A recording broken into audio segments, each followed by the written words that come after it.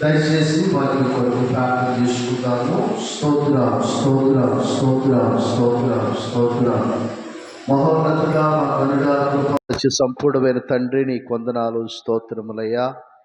ఈ ఉదయకాల సమయంలో ఇంతవరకు చక్కని కీర్తనల ద్వారా నీ నామాన్ని మహింపరిచి ఉండగా తండ్రి, అలాగే మరి పాటల ద్వారా నీకు నామానికి మహిమ, ఆరాధన ద్వారా నాయన చక్కటి నాయన కీర్తన ద్వారా స్తోత్రములు, వాక్యం ద్వారా మమ్మల్ని ఆదరించి బలపరిచి సమస్త మహిమ ఘనత మీరే పొందుకోమని యేసు నామములో అడుగుతున్నాం తండ్రి, ఆమేన్. హల్లెలూయా.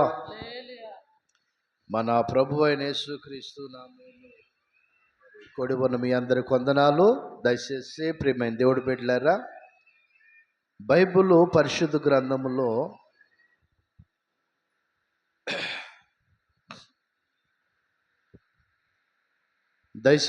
బైబిల్ పరిశుద్ధ గ్రంథంలో ఒక వాక్యాన్ని మీకు చెబుతాను, జాగ్రత్తగా వినండి. సామెతలు 3వ అధ్యాయము, సామెతలు 3:14 గురించి.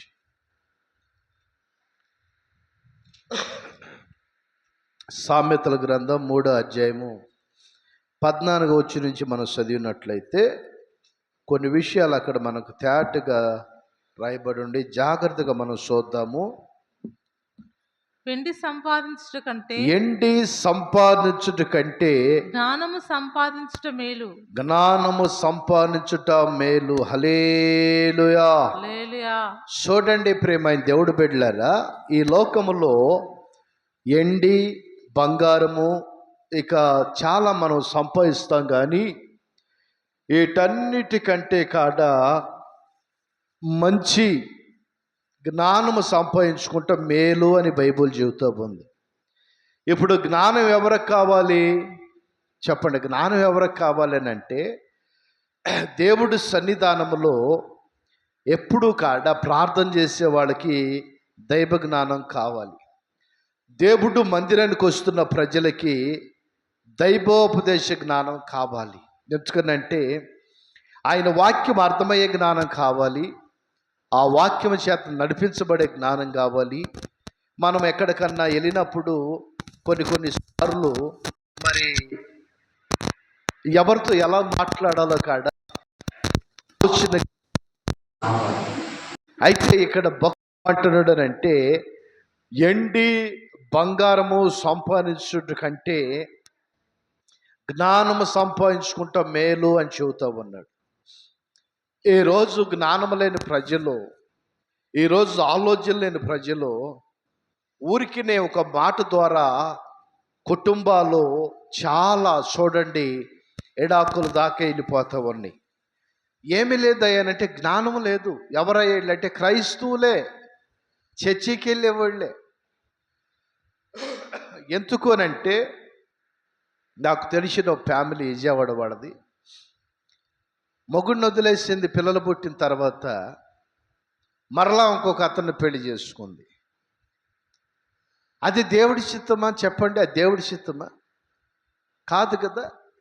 ఈరోజు ఎలా ఉంటారంటే మనుషులు వాళ్ళ స్వార్థం కొరకు, వాళ్ళ స్వేచ్ఛ కొరకు, వాళ్ళ మంచిగా వాళ్ళ సంతోషం కొరకు మనిషిని చంపేదానికి కాడ వెనకాడతల్లా. దేవుడికి స్తోత్రం. హల్లెలూయా. ఎవరయ్యా వీళ్ళనంటే మూర్ఖులు, ఈ తరం మూర్ఖులు అనమాట. నిజంగా జ్ఞానం కలిగిన స్త్రీ భర్త చనిపోయినా కానీ నమ్మకంగా ఉండేవాళ్ళు బోల్డ్ మంది ఉంటారు. Praise Lord. హల్లెలూయా. భర్త ఉండంగానే భర్తను వదిలేసి, పిల్లలను వదిలేసి ఈరోజు ఇంత బరితెగిస్తాకి కారణం ఏంటంటే, మన రాజ్యాంగము పక్కన పెట్టేసి రాజకీయ నాయకులు స్వార్థానికి వాడుకుంటున్నారు. పెళ్లి చేసుకున్న స్త్రీ ఎవరితో ఇష్టారాజ్యంగా ఉండొచ్చు అని సుప్రీంకోర్టు తీర్పిచ్చింది. మరి చెడిపోమని చెడిపోక ఏం చేస్తారు? అసలు వాళ్ళెవరా తీర్పిచ్చేదానికి నాకు అర్థం కాదు. మైనర్ వయసు వచ్చిన ఆడపిల్ల ఎవరినన్నా ప్రేమించవచ్చు అంట. నేను అంటాను, ఆ పిల్ల చిన్న బిడ్డ కాడ్నించి సంటి బిడ్డ కాడ్నించి మూత్రం కడిగి మలం కడిగి ఆ బిడ్డకి అన్ని శుభ్రం చేసి 20-25 సంవత్సరాల లక్షల పోసి చదివిపించి, నేనంట ఈడెవడంటే తీర్పిచ్చే దానికి నాకు అర్థం కాదు. ఏ అధికారం వాళ్ళకుంది?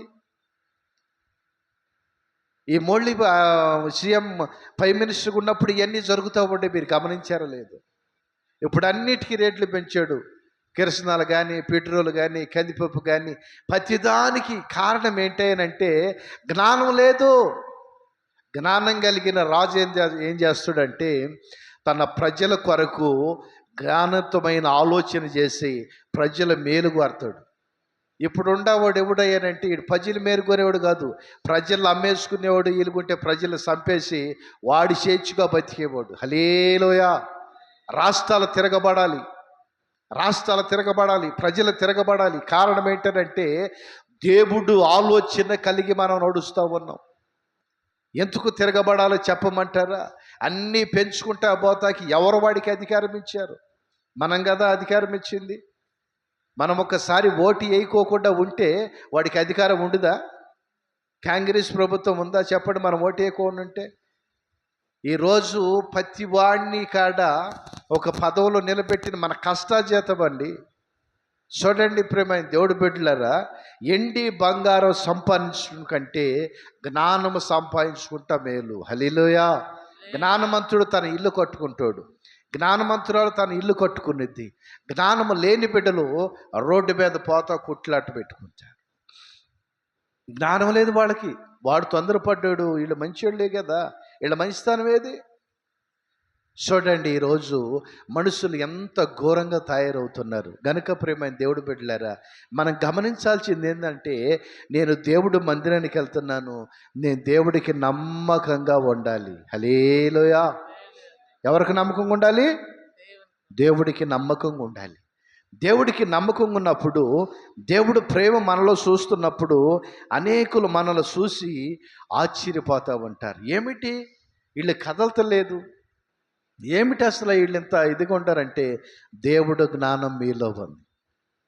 ఎండి లేదు మీ దగ్గర, బంగారం లేదు. ఎండి బంగారం మించిన దైవ జ్ఞానం మీకుంది. హల్లెలూయా. మీరు ఏ మాట మాట్లాడినా ఎదుటివాడు మీకు సమాధానం చెప్పేదానికి ఉండదు. మీరు నోరు తెరిచి మాట్లాడుతున్నప్పుడు ఎదుటివాడు మాట్లాడేదానికి అవకాశం ఉండదు. చాలా సార్లు నన్ను అడుగుతూ ఉంటారు, పాస్టర్ గారు మీరు మాట్లాడుతుంటే మాకు నోట్లో నుంచి మాటలు రావండి. ఎస్ఐలతో మాట్లాడతా, డిఎస్పీలతో మాట్లాడతా, ఏఎస్ఐతో ప్రతి ఒక్కరితో అధికారులతో కూడా మాట్లాడుతూ ఉంటా. వాళ్ళు అంటుంటారు, అన్న నేను టేసిన వరకే పరిమితిగా, నీ దగ్గర మాత్రం కాదు. నేనంట ఎందుకన్నానంటే దైవ జ్ఞానం నీలో ఉంది, దేవుడి జ్ఞానం ఉంది. ఈ లోక జ్ఞానం ఏపడుతున్నా, ఈ లోక చదువులు ఏపడి చదువులు. ఏ చదువుకుని ఏసన్న గారు ప్రపంచ దేశాల శుభార్త ప్రకటించాడు చెప్పండి? డిగ్రీ చదువుకున్నాడు ఆయన. ఏమన్నా 6వ తరగతి 6 సార్లు ఫెయిల్ అయ్యాడంట. వాళ్ళ అన్న అన్నాడంట, మళ్ళీ ఒకసారి రాయిరా అన్నాడంట. ఇదిగో అదేదో డిగ్రీ అన్నట్టుగా మళ్ళీ ఒక్కోసారి రాయమంటావే అని అన్నాడంట ఏసన్న గారు. 6వ తరగతి 6 సార్లు ఫెయిల్ అయ్యాడంట. ప్రేమ దేవుడు బిడ్డలారా, 6వ తరగతి 6 సార్లు ఫెయిల్ అయిపోయిన ఆయన జీవితాన్ని దేవుడు అంతగా దీవించాడనంటే మన జీవితాన్ని ఎంతగా దీవించాలి? నమ్మకాన్ని బట్టి. దేవుడికి నమ్మకంగా ఉన్నప్పుడు, దేవుడు దీవెన మనకున్నప్పుడు, దేవుడు ఆలోచన మనకు కలిగినప్పుడు దేవుడు ఉన్నతమైన కృప మనకుండిద్ది. హల్లెలూయా. కనుక ప్రేమైన దేవుడు బిడ్డలారా, ద్వితీయోపదేశకాండం 28వ అధ్యాయము 4వ వచనం కాడ మనం చదివినట్లయితే అక్కడ కొన్ని దీవెనల గురించి రాయబడి ఉంది. ఎలా ఉంటే మనం దీవించబడతాము, ఎలా ఉంటే మనం ఆశీర్వదించబడతాము, ఈ దీవెన మనం పొందుకోవాలంటే ఏం చేయాలి, ఈ దీవెన మనకు కలగాలంటే ఎలా ఉండాలి? చదవండి అక్కడ ద్వితీయోపదేశకాండం 28వ అధ్యాయం 4వ వచనంలో ఆ మాటలోండి. చాలా జాగ్రత్తగా చక్కగా చూద్దాం. Praise the Lord. హల్లెలూయా. నీ గర్భఫలము, నీ గర్భఫలము, నీ భూఫలము, నీ భూఫలము, నీ పశువుల మందలు, నీ పశువుల మందలు, నీ దుక్కిటెద్దులు, నీ గొర్రె మేకల నీ మందలు, గొర్రె మేకల మందలు దీవింపబడును. హల్లెలూయా. సాల్ చూడండి, ఇక్కడ అన్నీ మనకు కలిగిన సంపదలన్నీ దీవించబడుతున్నాయి. కారణం ఏమై ఉంది?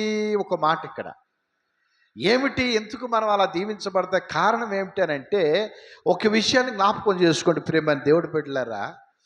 ఎందుకు మనం దీవించబడతాం, ఎలా దీవించబడతాం అంటే, అదే ద్వితీయోపదేశకాండం 28వ అధ్యాయము 2వ వచనం మనం చదివినట్లయితే, నీ దేవుడైన యెహోవా మాట వినినడలా అద్దగద్దగద్దగా అక్కడ, నీ దేవుడైన యెహోవా మాట నీవు ఇని ఎడలా ఈ దీవెనలన్నీ నీ మీదకి వచ్చి ఈ నీకు ప్రాప్తించును. దీవెనలన్నీ నీ మీదకి వచ్చి ప్రాప్తించును. హల్లెలూయా.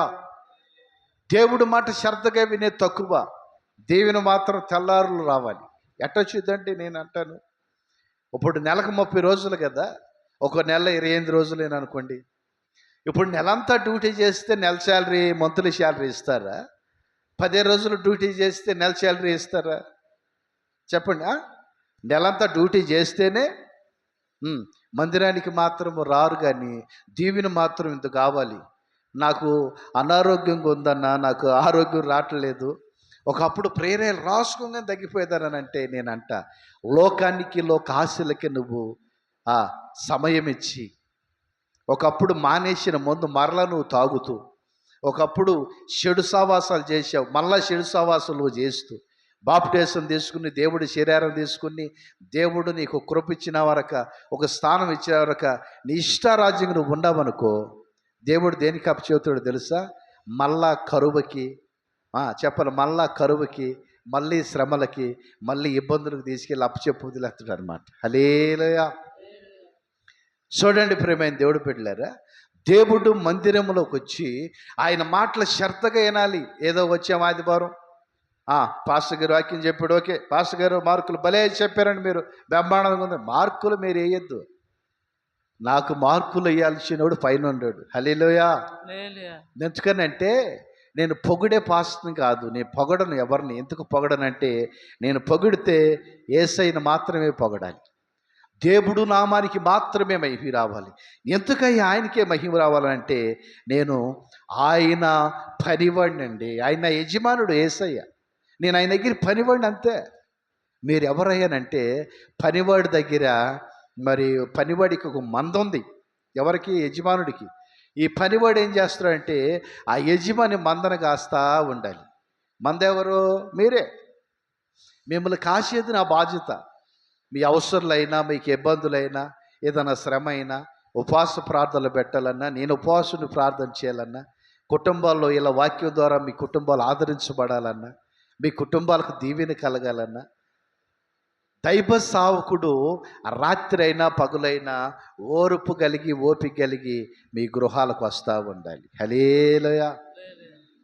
నేను పోయిన మంగళవారం రోజు మరి ఎస్పీ నగర్కి వెళ్ళా. ఎస్పీ నగర్కి వెళ్ళినప్పుడు మరి తల్లిగారు పాపం బాగా పనుకుని ఉంది. ఏమైందమ్మా అంటే, అయ్యా నాయన ఒళ్ళంతా పట్టుపోయిందయ్యా, నాకేమీ అసలు కింద మీద ఏదో చెబుతుంది, నాకు కాడ అర్థం కావట్లా. మొత్తమే ప్రార్థన చేశా, దేవుడి దేవాలో మంచిగా ఉంది. ఆ ప్రార్థన చేసిన తర్వాత అప్పటికే 10 అయిపోయింది నైటు. మళ్ళా ఇంకో సాటుకి వెళ్ళా, మళ్ళా అక్కడికి వెళ్ళి కూర్చుని మళ్ళా ప్రార్థన చేసి మళ్ళా తిరిగి వచ్చేవాడికి నైట్ 11:30, 11:12 అయింది. దేవుడికి స్తోత్రం. అంత దాకా ఎందుకు చెప్పాలి? ఎందుకు? కాపరి. ఏమిటి కాపరి? బాధ్యత. చూడండి, యోహాను శుభవార్త 10వ అధ్యాయము 11వ వచనం చదవండి. యోహాను శుభవార్త 10వ అధ్యాయం 11వ వచనం నుంచి.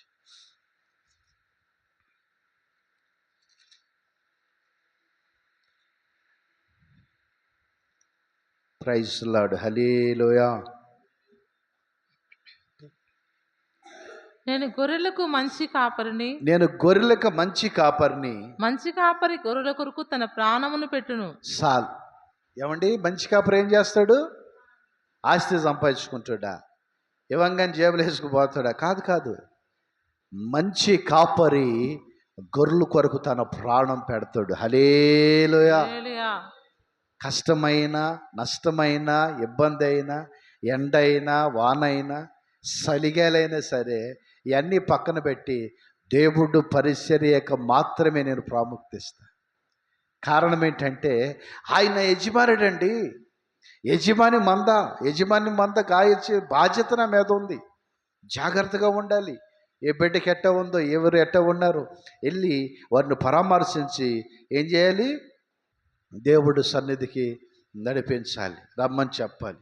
చెప్పిన తర్వాత కాడ రాలేదనుకో, ఇక మనం ఏం చేయలేం. ఎందుకనంటే ఆనాడు సమూయేలు ప్రవర్త సౌలు గర్భించి సింహాసనం మీద కూర్చొని ఒకే మాట అంటాడు, నడువతలకి, నేను నీ మాట వినేదేంది అని అన్నప్పుడు ఆ ప్రవర్త చాలా బాధపడతాడు. సమూయేలు ప్రవర్త అసలు దుఃఖపడతామంటాడు.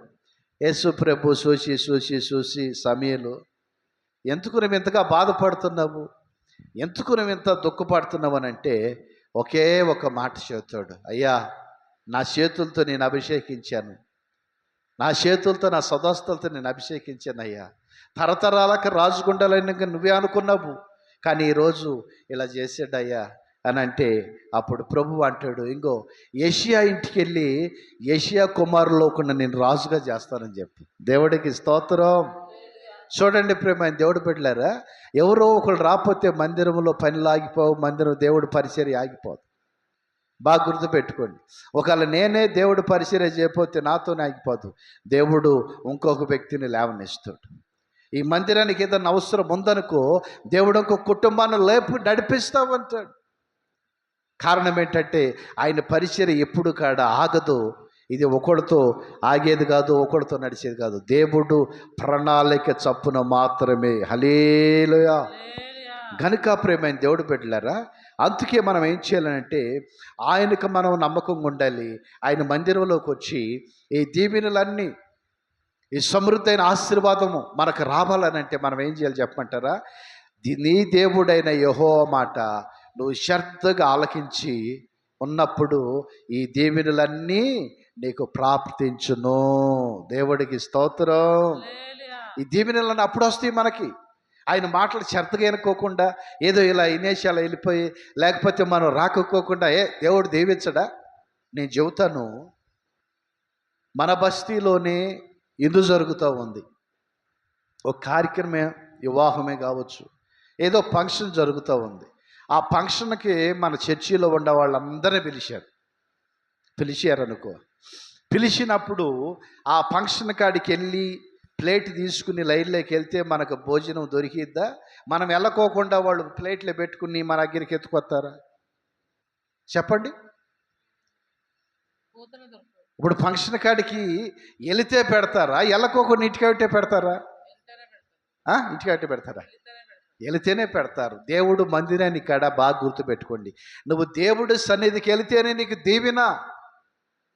దేవుడు ఆ మందిరంలో ఉన్నాడు. ప్రయోజనం ఏంది? నువ్వు వెళ్ళకోకుండా దీవెన ఎక్కడిది? నువ్వు వెళ్ళకోకుండా ఆశీర్వాదం ఎక్కడిది?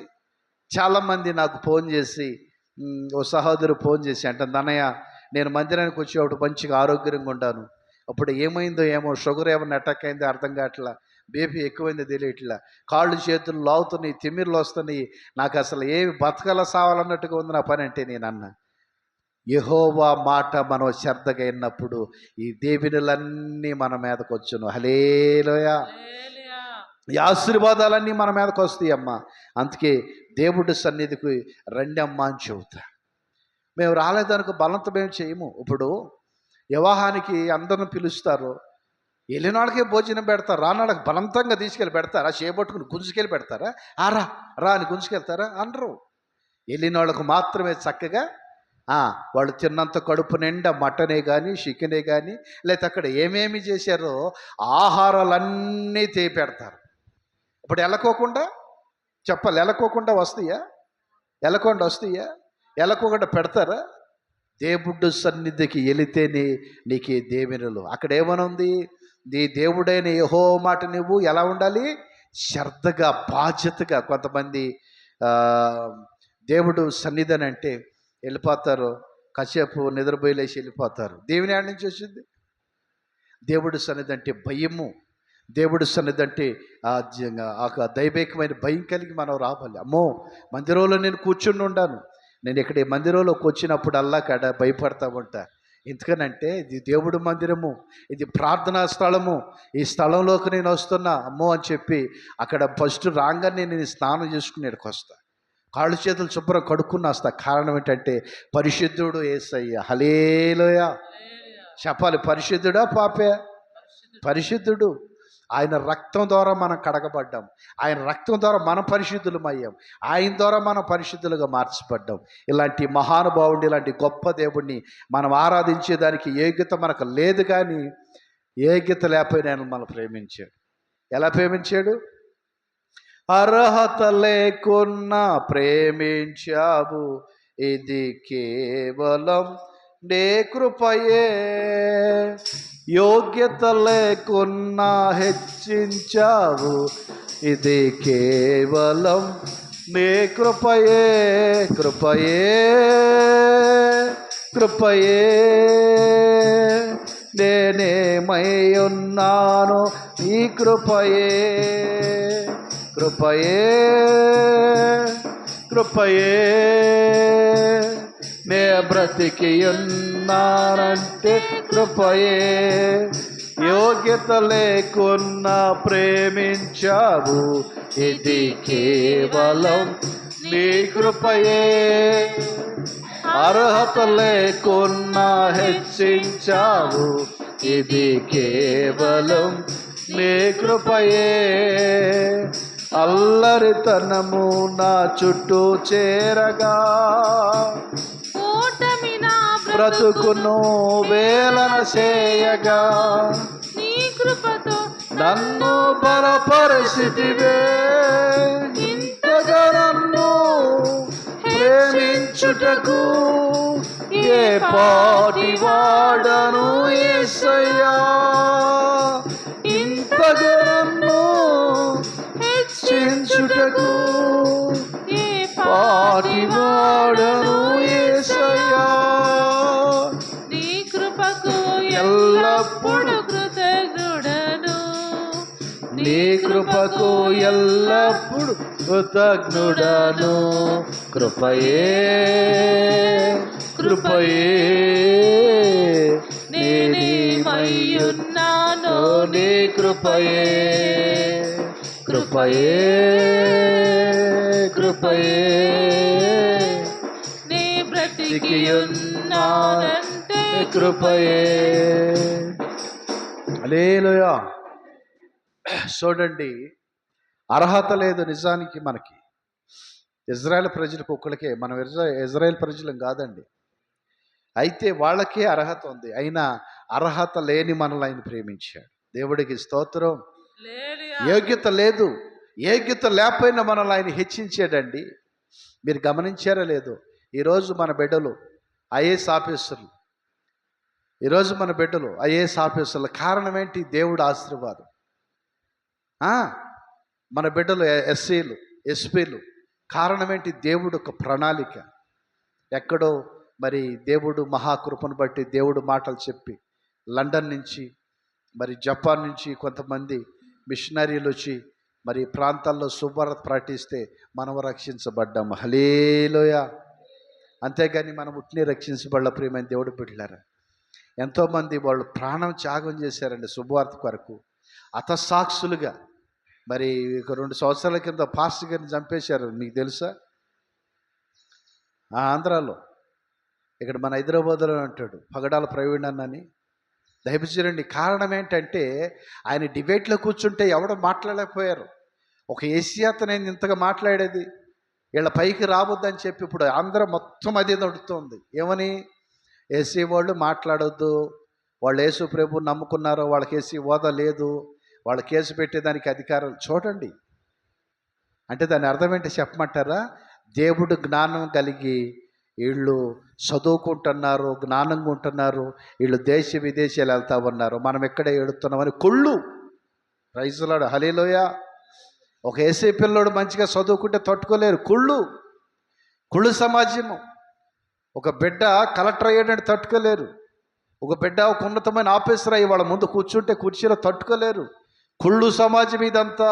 దేవుడికి స్తోత్రం. హల్లెలూయా. ఈ కుళ్ళు కడిగేదానికి, కుళ్ళు తీసేసేదానికి, కుళ్ళుని తెగ కడిగేదానికి దేవుడు ఆయన రక్తం ద్వారా మనకి విముక్తి ఇచ్చాడండి. ఆయన రక్తం ద్వారా విముక్తి ఇచ్చాడు. ఈరోజు మనం చేర్చిగా తింటున్నామంటే, మంచిగా బట్ట కడుతున్నామంటే, ఈరోజు నలుగురిలో గౌరవంగా బతుకుతున్నామంటే, ఈ గౌరవప్రదమైన బతుకు ఎవరి ద్వారాగానంటే మనుషుల వల్ల కాదు, మన క్రీస్తు అయిన యేసు ప్రభు ద్వారా మాత్రమే. హల్లెలూయా. హల్లెలూయా. యేసయ్య ద్వారా మాత్రమే. అంతకుముందు ఏం చేసేవాడు తెలుసా? రే వాడికి బయట ఉండమనరా, సస్తే కాల్చేది ఆడే శ్మశానంలో, అయినా వాడిని బయట ఉండమనరా. వాళ్ళు బావిలో నీళ్ళేసి షాదేసి చూడడానికి లేదు, వాళ్ళు ఊర్లో నడిచేదానికి లేదు. ఇలాంటి దరిద్రపు ఆచారాలన్నీ పెట్టి, ప్రేమైన దేవుడు పెట్టారా, ఎన్నో హింసలు, ఎన్నో ఇబ్బందులు. వీళ్ళు ఎన్ని హింసలు పెట్టినా, ఎన్ని ఇబ్బందులు పెట్టాలనుకున్నా ఎవరిన దేవుడు అట్టి పెట్టడం, మొత్తం తీసి దూరంగా మారేస్తాడు. దేవుడికి స్తోత్రం. హల్లెలూయా. అప్పుడు అన్ని తీసేసి దేవుడు పరిపాలన ఇస్తాడు. అప్పుడు ఎలా ఇస్తాడు తెలుసా? రాజుగా వచ్చుచున్నాడు, భూలోకమంతా తెలుసుకుంటారు, యేసు రాజుగా వచ్చుచున్నాడు, భూలోకమంతా తెలుసుకుంటారు. రవి కోటి తేజుడు, రమ్యమైన దేవుడు, రవి కోటి తేజుడు, రమ్యమైన దేవుడు, రారాజుగా వచ్చుచున్నాడు, యేసు రారాజుగా వచ్చుచున్నాడు, యేసు రాజుగా వచ్చుచున్నాడు. భూలోకమంతా తెలుసుకుంటారు, యేసు రాజుగా వచ్చుచున్నాడు, భూలోకమంతా తెలుసుకుంటారు. ఈ లోక దేవతలన్నీ ఆయన ముందలా, ఈ లోక దేవతలన్నీ ఆయన ముందలా సాగిలపడి గడగడలాడి నమస్కరించేను, సాగిలపడి గడగడలాడి నమస్కరించేను.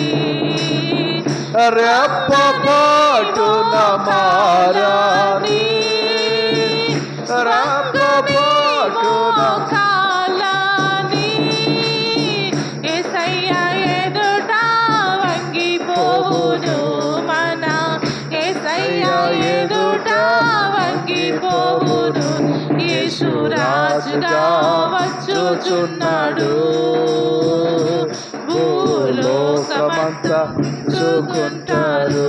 హల్లెలూయా. దేవుడికి స్తోత్రం. చూడండి ప్రియమైన దేవుడు బిడ్డలారా, ఈ లోకమంతా కాడ అనేక రాష్ట్రాలు, అనేక దేశాల్లో భయంకరమైన ఎండల తీవ్రత, భయంకరమైన శ్రమలు. కారణం ఏంటంటే, ఒకప్పుడు ప్రకృతి సంబంధమైన గాలి, పచ్చని చెట్లు, పచ్చని అడవులు ఉండే, ఇప్పుడు అడవులు లేవు. ఈ మోళీ ప్రధాన అయిన కాడి నుంచి ఎక్కడ ఒరిస్సా, ఛత్తీస్గఢ్, ఆ అడవులన్నీ, ఆ చెట్టులన్నీ నరికేసి, ఇప్పుడు చెట్లు అడవులు లేకపోతే ఏమైతే తెలుసా? మనిషి భూమి మీద బతికేదని ఇక్కడ ఉండదు. హల్లెలూయా. బైబిల్లో రాయబడింది అదే. ఈ భూమి పంచివేండ్రలో మిక్ట లయమైందంట, గగ్గిని మొత్తం కాలిపోయింది ఆడ కాడే. శాస్త్రులు అదే చెబుతున్నారు. అయ్యా, ఈ భూమి మీద చాలా కష్టం మనిషి బతకాలంటే. అడవులు లేవు పక్కన, ఓ పక్క చెట్టులు లేవు, మరి మనుషులు ఎక్కువయ్యారు, ఫ్యాక్టరీలు ఎక్కువైనాయి, కాలుష్యం దుమ్ము దువారం ఎక్కువైంది, ఆరోగ్యం తక్కువైంది మనిషికి. ఇప్పుడు మా తాత 120 సంవత్సరాలు బతికాడు. దేవుడికి స్తోత్రం. మా నాన్న 115 సంవత్సరాలు బతికాడు. మరి మాకు ఎన్ని సంవత్సరాలు మనకు తెలియదు, చెబుతున్నాం. ఇప్పటికీ మా నాన్నగారు అన్నాడు. కానీ అంటే మనిషి ఆయుష్ ఇన్ని రోజులని గ్యారంటీ లేదు. మొన్న మన కాశీగూడలో, హైదరాబాద్ కాశీగూడ తెలుసు కదా మీకు, కాశీగూడలో 2 పిల్లలు మామిడి పొడి కొనుక్కొచ్చుకుని తిని చచ్చిపోయారు. వాళ్ళు ముందు డబ్బా కొచ్చుకున్న మామిడి పొడి తెచ్చుకుని తిని 2 పిల్లలు చచ్చిపోయారండి. యవనస్తులు, వయసు పిల్లలు, కాలేజీ పోరలు 2 పిల్లలు చనిపోయారు. తెలుసా మీకు? ఎందుకని? ప్రతి దాంట్లో కల్తీ. వాడు వేసేది కొంచెం ఎక్కువ వేసేటప్పటికి ఆ ఎఫెక్ట్ అయ్యి మనుషులు చచ్చిపోతున్నారు. ఆ మధ్య బిర్యానీ తిని కర్బూజా పుచ్చపండు తిని ఓ ఫ్యామిలీ చచ్చిపోయారు. ఆయుష్మాన్ తెలుసా మీకు? కారణం ఏంటో చెప్పమంటారా? మనం తినే ప్రతి పండు కాడ ఔషధం కాదు, అది పాయిజన్, ఇష్టం అన్నమాట. గమనించండి. కారణము అన్నీ కాడ మందులు, కెమికల్. ఇప్పుడు మనం పాల ప్యాకెట్లు ఎగరేసుకుని సంతోషంగా షాపెట్టి తాగుతాం కదా. కెమికల్, భయంకరమైన కెమికల్. ఒక డ్రమ్ము నీళ్ళల్లో 1 లీటర్ కెమికల్ పోస్తే మన గేదెల పాలు కంటే ఇక్కడ చిక్కగా ఉంటున్నాయి. గవర్నమెంట్ చూస్తుంది కానీ ఇలాంటి వాళ్ళని ఎన్కౌంటర్ చేసి చంపుతల్లా, ఇలాంటి వాళ్ళు వెంటనే ఉరిది చంపుతల్లా, వదిలేస్తుందా? నీరవ్ మోడీ ఉండడు, వేల కోట్లు లక్షల కోట్ల రూపాయలు మనయే. ఆ మోడీ వాడు ఐసోమనే మరి వాడు పట్టుకోలేదు. చూడండి, సామాన్యుడి మీద ఏమో అన్ని రేట్లు పెంచి భారం పోపాడు. ఆ యజమానులు వాళ్ళు కోట్లు లక్షలు అప్పులు చేస్తే వాళ్ళేం మాట్లాడాల. చూడండి, అంటే దుర్మార్గ రాజకీయాలు, దుర్మార్గులు పాలన. ఇది ఏ పాలన అమ్మ? ఇది దుర్మార్గులు పాలన, దుష్టుల పాలన. ఈ పాలనలో న్యాయాధిపతి ఆయన దిగుతాడు. దేవుడికి స్తోత్రం. ఇప్పుడు ఓర్చుకున్నాం కదా, మనిషికి ఒక కత్తి ఎత్తాడు. అయ్యా ఆ రోజు ఓర్చుకున్నావు కదా, నీకెదురు పడినోడిని ఎంతమంది నలిపొచ్చు నరికేసి ఆయన ఎప్పుడు ఆజ్ఞాపిస్తాడు. అందాక ఓర్పు అప్పుడేస్తాడు కత్తి. అప్పుడు మికాయేలుకి ఆజ్ఞాపిస్తాడు, భూమి మీద నరుడనేవాడు లేకుండా నరికి అవతల పడేయమని. ఎందుకో చెప్పమంటారా? దేవుడికి విరోధంగా పాపంతో, శాపంతో, అన్యాయంతో, అక్రమంతో ఎవడైతే చేస్తామన్నాడో వాళ్ళందరిని కాడ కత్తి చేత హతం చేయమని చెప్పి దేవుడు ఆజ్ఞాపిస్తూ ఉంటాడు. గనుక ప్రేమైన దేవుడు బిడ్డలారా, చూడండి, ఈ లోకములో ఎన్నో ఉంటాయి, ఎన్నో శ్రమలు, ఎన్నో కష్టాలు. కానీ దేవుడు పరిపాలన 1000 ఏళ్ళు పరిపాలన. ఈ భూమి మీద 7 సంవత్సరాల శ్రమలు, కానీ యేసై పరిపాలన 1000 సంవత్సరాలు. యేసై భూమి మీదకి వస్తాడు, వెళ్ళిపోతమే చూశారు అందరూ. కానీ ఒకరోజు ఆయన వస్తాడు, ఒకరోజు తప్పనిసరిగా ఆయన వస్తాడు. ఆయన వచ్చినప్పుడు ఈ లోకంలో నిజాయితీగా ఉండి సేవ చేసిన సావుకులకి కావలసినంత ఇస్తాడు. ఈరోజు నిజాయితీగా ఉన్న విశ్వాసులకి వాళ్ళకి ఏది కావాలితే అది ఇస్తాడు. ఆయన పరిపాలనలో న్యాయం ఉండిద్ది. ఆయన పరిపాలనలో న్యాయాధిపతిని చూస్తాం. ఆయన పరిపాలనలో అన్యాయం ఉండదు. ఆయన పరిపాలనలో ఏముండదు చెప్పమంటారా? స్వేచ్ఛ ఉండిద్ది. హల్లెలూయా. స్వేచ్ఛ ఉండిద్దండి ఆయన పరిపాలనలో.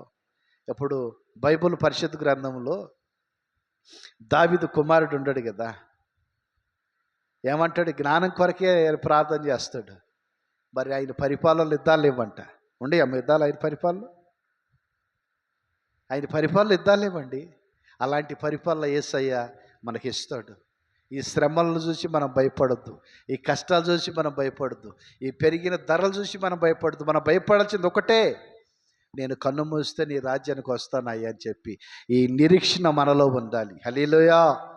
ఎండి ఇక్కడే ఉండేది, బంగారం ఏడే ఉంటాయి, సంపాదించిన ఎన్ని ఏడే ఉంటాయి. కానీ నీ నీతి, నువ్వు మందిరానికి ఏదైతే ఇచ్చావో అవన్నీ అక్కడ ఉంటాయి. దేవుడికి స్తోత్రం. ఇప్పుడు తల్లిగారి డోర్ ఇచ్చింది, డోర్ అక్కడ ఉండేది మందిరం. లైగారి ప్యాళ్ళు ఇచ్చాడు, తిరిగి 2 ప్యాళ్ళు పరలోకంలో ఉంటాయి. పరిచర్యకి ఇచ్చిన ప్రతిదీ పరలోకంలో ఉంటుంది. ఎందుకనంటే నేను తింటల్లా, మీరు చూస్తూ ఉన్నారు. నేను తినొచ్చు, ఇచ్చింది మీరు కదా, తినొచ్చు. కానీ ఒక వస్తువు మందిరంలో కనపడాలి. దేవుడికి స్తోత్రం. హల్లెలూయా. ఆ కానుక ద్వారా ఏదన్నా ఒక వస్తువు కొనుక్కొచ్చి మందిరంలో పెడితే దేవుడి నామానికి మహిమ. ప్రేమైన దేవుడు బిడ్డలారా, ఎన్నో శ్రమలు, ఎన్నో కష్టాలు. చూడండి, ఇక్కడ ఎప్పుడు నీ దేవుడైన యెహోవా మాట నువ్వు శ్రద్ధగా వినినప్పుడు ఈ దీవెనలన్నీ నీకు ప్రాప్తించును. దీవెనలన్నీ వస్తాయి. ఆయన మాట మనం శ్రద్ధగా వినలేదు అనుకో, మనకు దీవెనే ఉండదు. శ్రద్ధగా వినాలి. ఇప్పుడు వయసు పిల్లలు ఉంటారు, వయసు పిల్లలు. ఏదన్నా కొత్త సినిమా రిలీజ్ అయిందనుకో, వాళ్ళు వెళ్ళి నిద్రపోయేస్తారా? చెప్పండి, నిద్రపోయేస్తారా? థియేటర్లకి వెళ్ళి నిద్రపోయేస్తారా? అబ్బా, కళ్ళు పెద్దగా చేసుకుని ఒకసారికి 4 సార్లు జాగ్రత్తగా చూసి పరిశోధించి మళ్ళా వెళ్తాడు. అర్థం కావాలి కదా. ఒక లోక సంబంధమైన పిక్చర్ కోసమే ఇంత కష్టపడుతున్నారా యవన బిడ్డలు? పరలోక రాజ్యం మనకు కావాలంటే మనం ఎంత కష్టపడాలండి? మనం ఎంత నిజాయితీగా ఉండాలి, ఎంత నీతిగా ఉండాలి, దేవుడికి నమ్మకంగా ఉండాలి. ఆయన పట్ల ఆ దేవుడి సన్నిధానంలో ఎప్పుడు కాడ యుగ యుగాలు తరతరాలు ఆయనలో మనం ఉండాలి. హల్లెలూయా. గనుక ప్రేమైన దేవుడు బిడ్డలారా, ఈ లోకంలో ఎన్నో ఉంటాయి, ఎన్ని ఉండినా కానీ ఇవన్నీ విడిచాయే, చెనకపోయినాయే. ప్రజడమ్మ గనుక దేవుడు సన్నిధానంలో మనం అందరం కాడ జాగ్రత్త కలిగి ఉండాలి. దయచేసి చదవండి ఒకసారి సామెతలు 3వ అధ్యాయము 14 ఎండి బంగారం సంపాదించుకుంట కంటే జ్ఞానం సంపాదించుకుంటా మేలు. హల్లెలూయా. దైవ జ్ఞానం అది, పరలోకానికి సంబంధించిన జ్ఞానం అది. యేసయ్య జ్ఞానం మనకు కావాలి. ఈ లోక జ్ఞానం మనకెందుకండి? ఎన్ని రోజులైనా నశించేది, నాలోనైనా మీలోనైనా. అయితే దైవ జ్ఞానము అది తరతరాలకి మనలోనే ఉండింది. దేవుడికి స్తోత్రం. చదువమ్మా సామెతలు 3:14. ఎండి సంపాదించుట అంటే జ్ఞానము సంపాదించుట మేలు, జ్ఞానము సంపాదించుట మేలు. అపరంచి సంపాదించుట కంటే ఆ జ్ఞాన లాభం పొందుట మేలు. జ్ఞానం ఆత్మ పొందుట మేలు.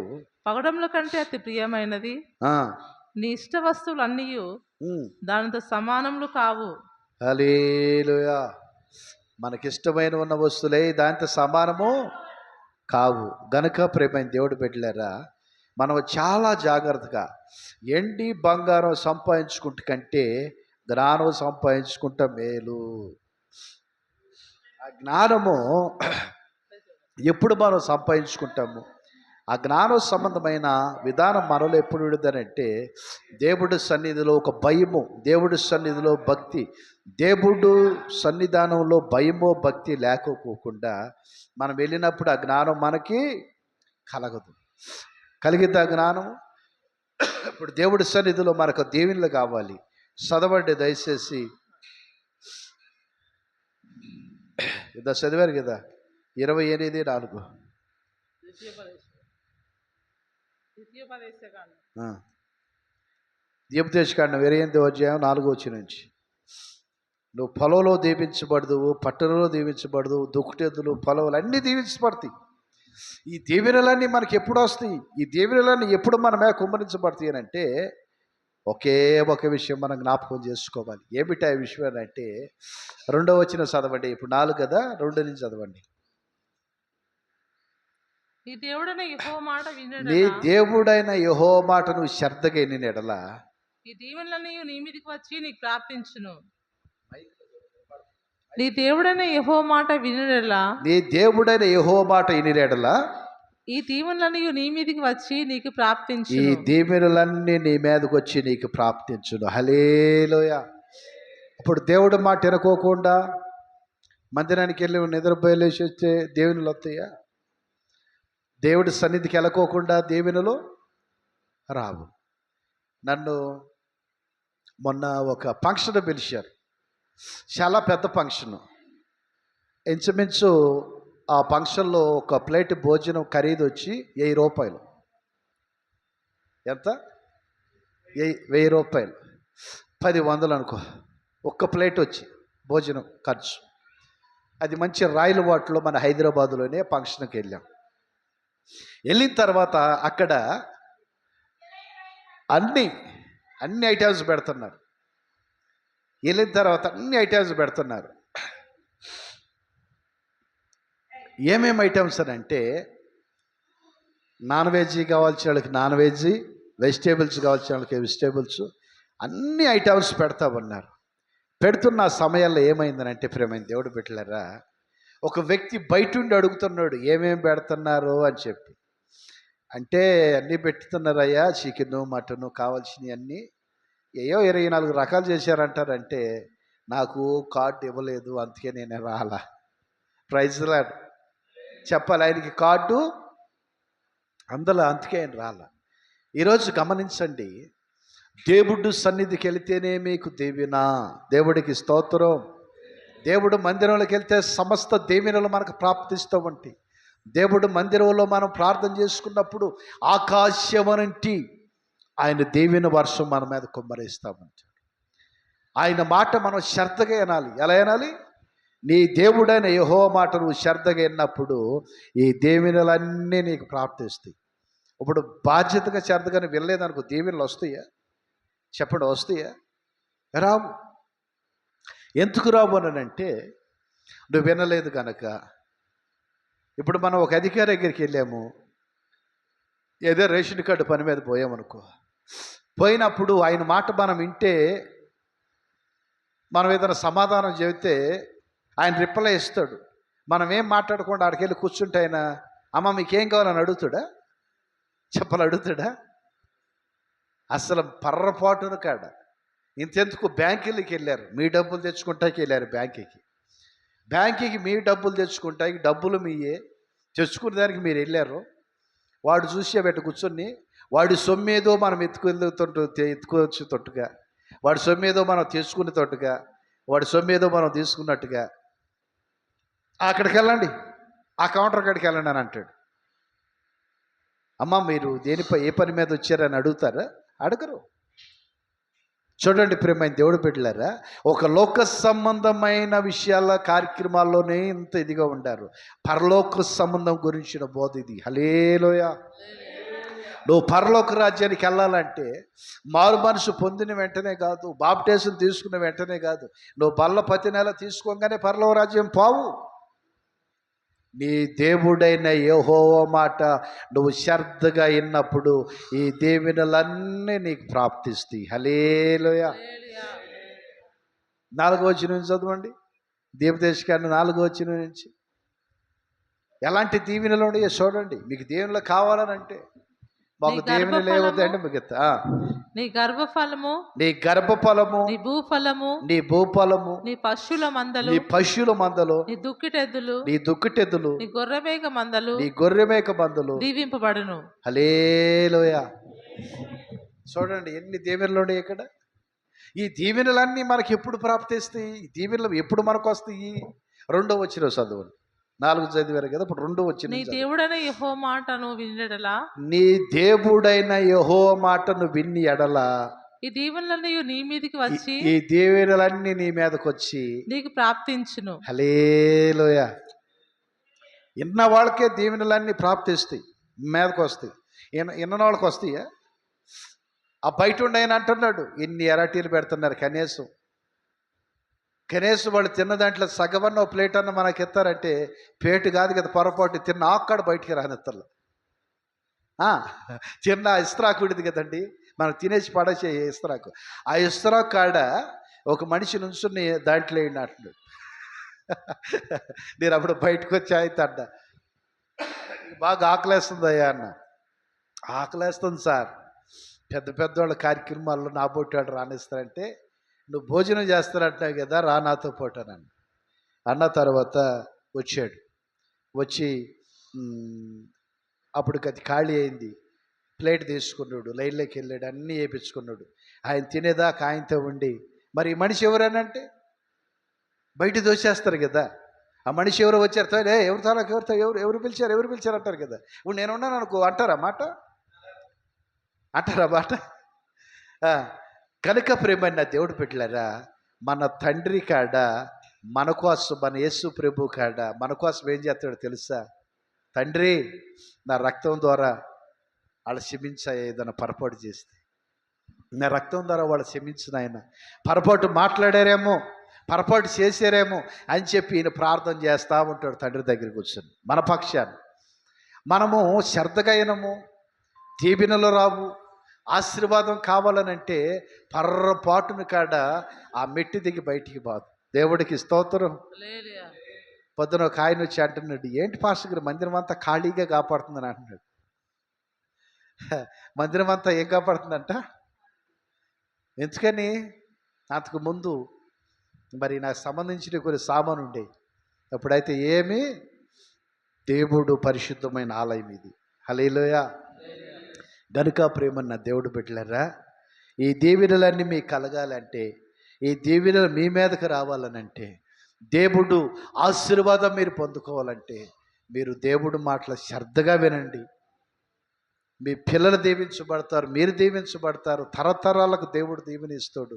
అంత మాత్రమే కాదు, ఒక దినాన ఇక్కడ కన్ను మూస్తే పరలోక రాజ్యం అనేది ఒకటి ఉంది. ఆ రాజ్యం కొరకు మనం నీతిగా బతకాలి. నా దగ్గర ఏమీ లేదు కానీ నాకు ఉన్నంతలోనే సహాయం చేస్తూ ఉంటా చిన్న చిన్నగా. అందరూ అంటుంటారు, పాస్టర్ గారు మిమ్మల్ని చూస్తుంటే మాకు చాలా ఆశ్చర్యం వేసిద్దండి. ఎందుకన్నా అంటే మీకున్నంత చాలా చిన్నది గారు, కానీ మీరు సహాయం మాత్రం చాలా మంచిగా చేస్తారండి. మంచిగా సహాయం చేస్తాం మేము చూస్తామనంటే, నేను మరి మన మందిరానికి వస్తూ ఉండేవాళ్ళు కదా, బెడ్లో యాక్సిడెంట్ అయింది, రాలా. మరి వారం రాలా, పోయిన వారం మడి చచ్చిపోయారని వెళ్ళారు. మరి ఇలాంటి ఇబ్బందులు ఉండే వాళ్ళకి ఏదో దేవుడు నాకు ఇచ్చిన ప్రేరేపణ బట్టి ఇంత అంత సాయం చేస్తూ ఉంటారు. వాళ్ళు అంటుంటారు, పాస్టర్ గారు మేము మీకు ఇవ్వాలి కానీ మీరు అంటే నేను ఒకే మాట అంటా. ఇప్పుడు బిడ్డ ఆపదలో ఉన్నప్పుడు తండ్రి సంతోషం కడుపున దీన్ని పరుకుంటాడా? చెప్పండి, మీరు చెప్పండి అమ్మా. ఇప్పుడు జోసఫ్ బాగోలేదు, ఆపదలో ఉన్నాడు, నేను బిర్యానీ దీన్ని పరుకుంటానా? బాధ కదా.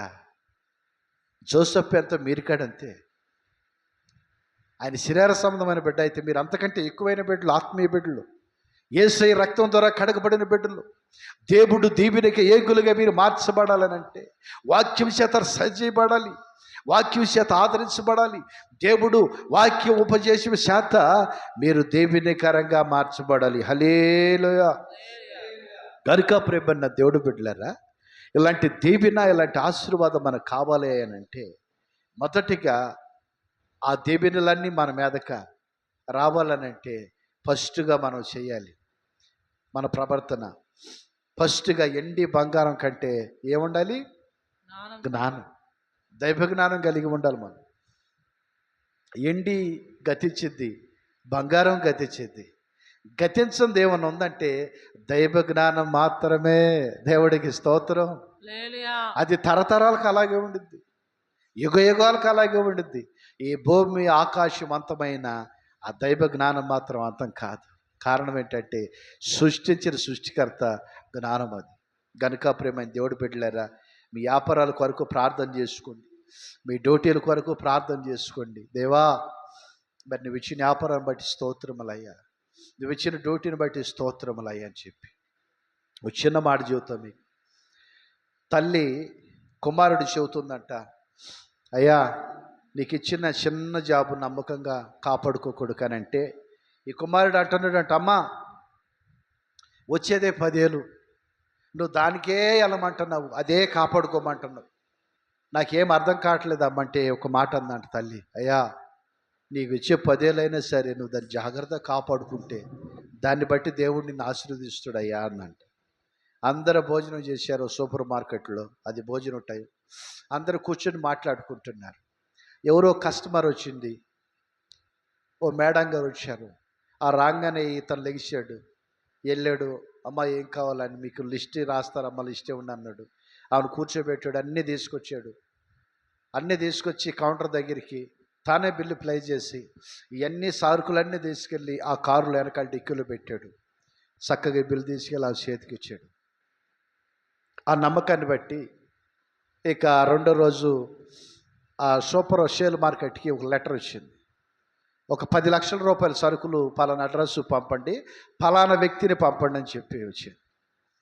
అయితే ఇక సరేనని చెప్పి ఈడేమో 10,000 రూపాయలు కదా అడిగి ఇచ్చేది, పోతే పడితే ఈడిగాతే బోల్డ్ మంది ఉండారు మన కంపెనీలో అని చెప్పి ఇక ఆపడినే ఆయన పంపించేసాడు.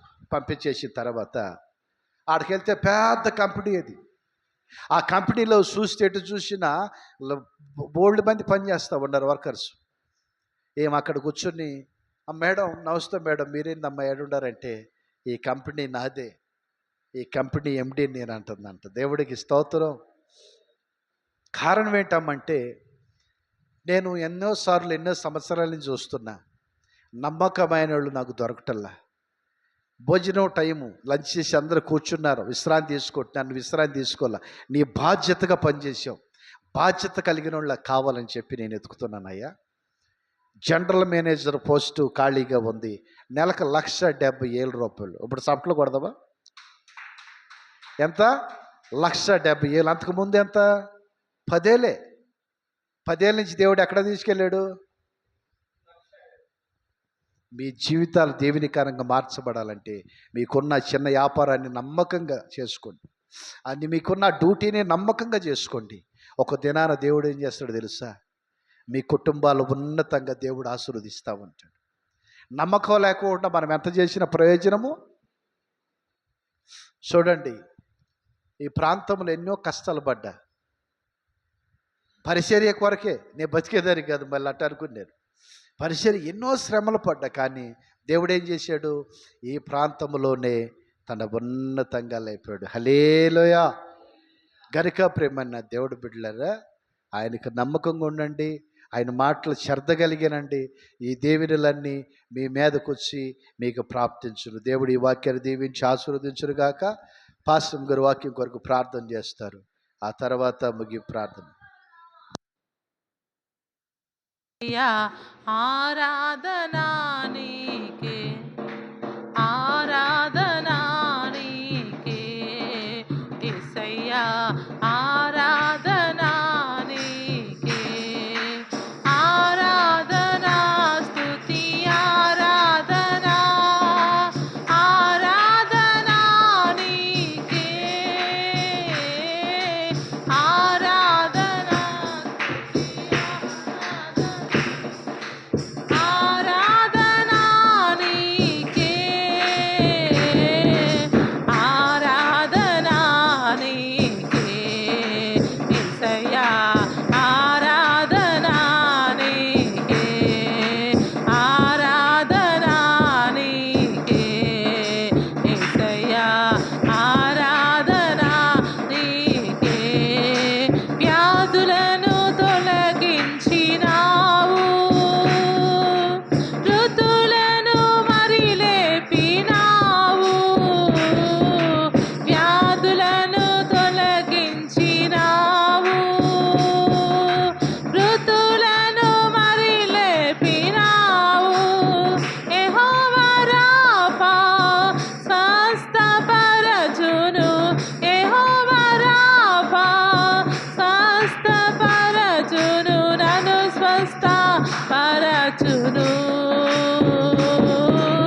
ఆరాధనా నీకే యేసయ్యా, ఆరాధనా నీకే, ఆరాధనా నీకే యేసయ్యా, ఆరాధనా నీకే, ఆరాధనా స్తుతి ఆరాధనా, ఆరాధనా నీకే,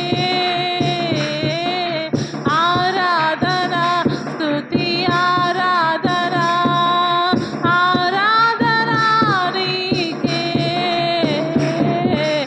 ఆరాధనా నీకే యేసయ్యా, ఆరాధనా నీకే, ఆరాధనా నీకే యేసయ్యా, ఆరాధనా నీకే, ఆరాధనా నీకే యేసయ్యా, ఆరాధనా నీకే, ఆరాధనా నీకే యేసయ్యా, ఆరాధనా నీకే, ఆరాధనా నీకే యేసయ్యా, ఆరాధనా నీకే, ఆరాధనా నీకే యేసయ్యా, ఆరాధనా నీకే, ఆరాధనా నీకే యేసయ్యా, ఆరాధనా నీకే.